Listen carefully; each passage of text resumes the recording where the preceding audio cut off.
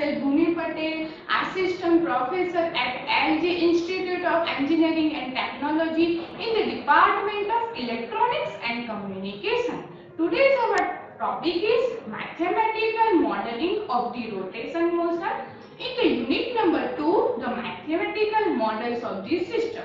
So first of all, topic details. We have to find out the transfer function for the rotational motion. Then we will study about the comparison between block diagram reduction techniques and the signal flow graph, and then we will study about the advantages and the disadvantages of the block diagram reduction, and the last one is the properties of the signal flow graph. So first of all, rotational motion. So in the last session, we will study about the translation motion, and if you have to remember the translation motion, the displacement will be given as x1 or x2.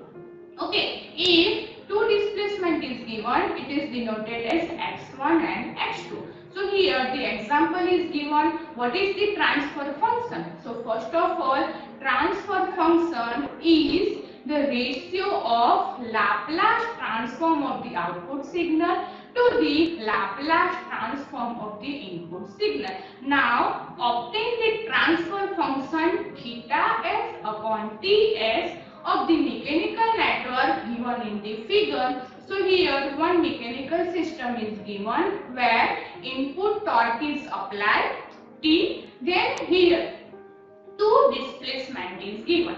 Okay, here two displacement is given in the form of theta 1 and theta 2. So this type of displacement is known as the rotational displacement or the rotational motion. So whenever torque is applied, the system will be rotated. It will be a clockwise or the anti-clockwise.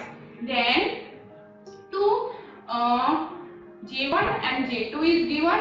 Between J1 and J2, they will given the K spring constant, and in the last the friction is given. Okay, so using this mechanical diagram, we have to obtain the transfer function theta s upon 3 of s. So first of all, we have to identify what is the input. So input is torque. Now here two displacement or the two rotational motion is given. The first one is the theta 1 and the second one is the theta. So we have to put two nodes. The name of the first node is theta 1 and the name of the second node is theta. Now in the theta 1, the J1 is connected. Okay, J1 is nothing but the inertia. So we can connect the J1 between theta 1 and the ground. After K is connected between J1 and J2, and the rotational motion of the J1 is theta 1 and J2 is theta. So we can connect the K between the two nodes theta 1 and the theta. After that, J2 is connected between theta and the ground terminal. So we can connect like this. And after B is connected between theta and the ground connection. Okay. Now torque T is applied to the first rotational displacement. So we can connect the input terminal T with the theta 1 node, and this is my free body diagram for this particular mechanical system. So first step of the rotational motion and translation motion will be same. We have to draw a free body diagram using the mechanical system given in the question. Generally they given one displacement, two or the three displacement. So according to the displacement, we can put the node and we can connect the different mechanical element, and then we have to apply the input signal that is given in this mechanical system. Now next step is we have to write down the differential equation. So at node theta 1. So the first differential equation at node theta 1. If we want to write down the differential equation at node theta 1, So first of all, J1 is connected, K is connected between theta 1 and theta, and T is applied. So we have to write the equation like this format: J1 with the double differentiate, so d square theta 1 upon dt square plus K is connected between theta 1 minus theta, and the third one is torque T is applied for this particular node, so that is equal to T of T. That is my equation number 1. Now the second node at node theta. The name of the node is theta. So in this node, the first J2 is connected, then the B is connected. So we have to write the equation like this: J2 d square theta upon dt square plus K theta minus theta 1, because K is connected between theta and theta 1, and then B d theta upon dt, and here the force or the torque is applied to this terminal is 0, so we have to write down the equation that is equal to 0. This is my equation number 2. Okay, so same method will be applicable. Now what is the third step in the translation motion? We have to convert this equation into the Laplace transform method. So we have to take Laplace transform of the equation number 1 and 2. So from equation number 1, we can write down the Laplace transform: J1 s square theta 1 of s plus K in the bracket theta 1 of s minus theta of s, that is equal to T of s. This is my equation number 3. And from equation number 2, the Laplace transform of equation number 2 will be J2 s squared theta of s plus K in the bracket theta of s minus theta 1 of s plus Bs theta of s, that is equal to 0. This is my equation number 4. Now what we have to find out? We have to find out the transfer function theta s upon T of s. So first of all, using the equation number 4, we have to find out the value of theta 1 of s. So equation number 4, if we common out the term theta s, so Js square plus K plus Bs, that is theta of s, is equal to K theta 1 of s. Clear? Okay, now if we have to find out the value of theta 1 of s, so theta 1 of s is equal to Js square plus Bs plus K upon K. This is my equation number 5. Now put the value of equation number 5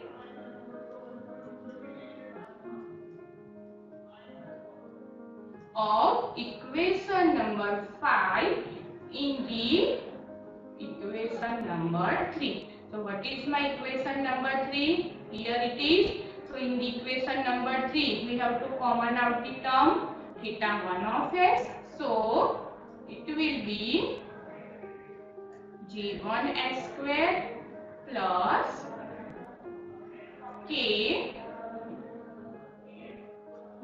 theta 1 of s minus K theta of s,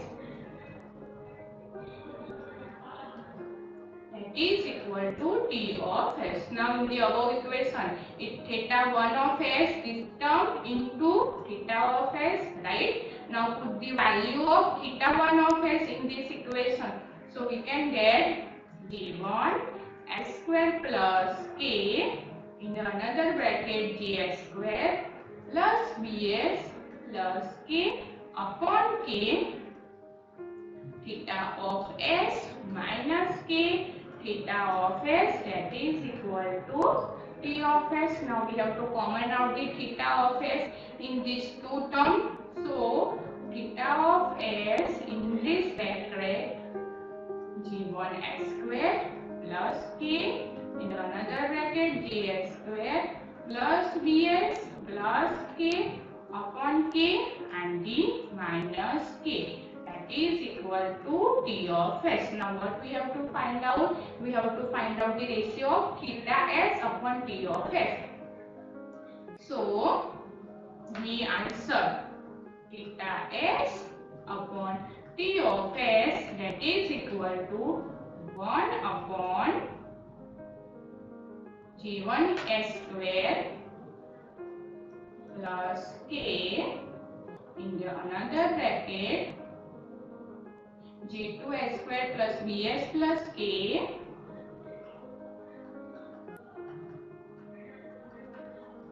and upon k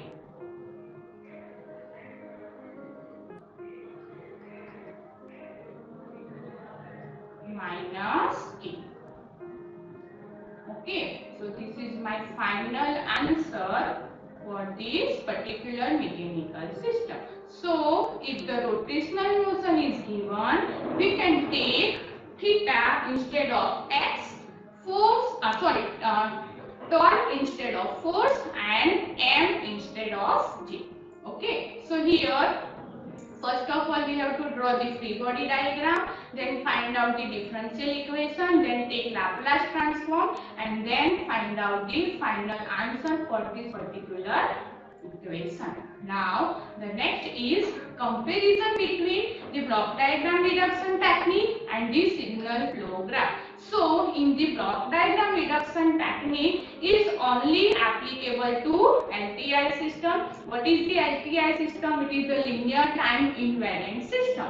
Same here, signal flow graph is also applicable to LTI system. Now, in the block diagram, each element is represented by blocks, and in the signal flow graph, each variable is represented by node. If you have to remember, we have to draw the block diagram like this format and the signal flow graph like this format. Okay. Now in the block diagram, summing point and takeoff points are separate, and in the signal flow graph, summing point and takeoff points are not used. Instead of summing point and takeoff point, we will use the node. Now, in the block diagram, self loop does not exist, and in the signal flow graph, self loop can be exists. The next one is the block diagram is the time consuming method because we can draw the multiple block in the multiple time, and the signal flow graph require less time. And the last one is in the block diagram, feedback path is present, and in the signal flow graph, feedback loop is present. So the block diagram path is given like this form, and in the signal flow graph, it is given in the form of feedback loop. So this is the comparison between block diagram reduction technique and the signal flow graph. Now next, what is the advantages while we are using the block diagram reduction technique? So the first one is the functional operation of the system can be observed from the block diagram. So you showing or observing the block diagram reduction, we can identify which type of system that we have to use. Now the block diagram gives the information about the performance of the system, because in the every block the transfer function or the some value is given, so we can identify the performance of the system. Block diagram is used for analyze and design of the control system, because generally we have to use a closed loop system in the block diagram reduction technique, and it is very simple to construct the block diagram for the big and complicated system. Using the block diagram reduction rules, we can easily identify the system, and then we have to reduce the system from the big or complicated system to the small system. So this is the advantages of the block diagram reduction techniques. There are some disadvantages is also there in the block diagram reduction. So block diagram for a given system is not a unit. If we can deal with some plant or the system, so each plant have the same block diagram, is it not possible? Source of energy in this system is not so in the block diagram. If you have to remember, we have put only R of S is the input signal. We cannot define the source of energy. In the process of the reduction of the block diagram algebra, some important functions may be omitted or the hidden. So this is the disadvantages, and the block diagram does not give any information about the physical construction of the system. We can only identify the system. This one we cannot identify that which type of system that we have to use. So this is some disadvantages of the block diagram. And the last one is the properties of the signal flow graph. So the signal flow graph is applied only to time invariant system. The signal flow graph is only along the direction of arrow. If you have to remember, the signal flow graph is only work the direction of the arrow. It will be in the forward direction or the feedback direction. The value of the variable of each node is equal to the algebraic sum of all signals entering at that node. And since the system equation of the any system can be written differently, and the signal flow graph is not unique. So this is the property of the signal flow graph, and the gain of the signal flow graph only using the Mason's equation we have to find the gain of the signal flow graph only using the Mason's gain formula. And the every block diagram can be represented by the signal flow graph, but the conversion is not true. So if we have to convert the block diagram to the signal flow graph, it is possible. But if we have to convert the signal flow graph to the block diagram, in every situation the answer will be not true. So this is the disadvantages of the signal flow graph. Thank you everyone. If anyone have doubt regarding this topic, you have to contact me in my email ID.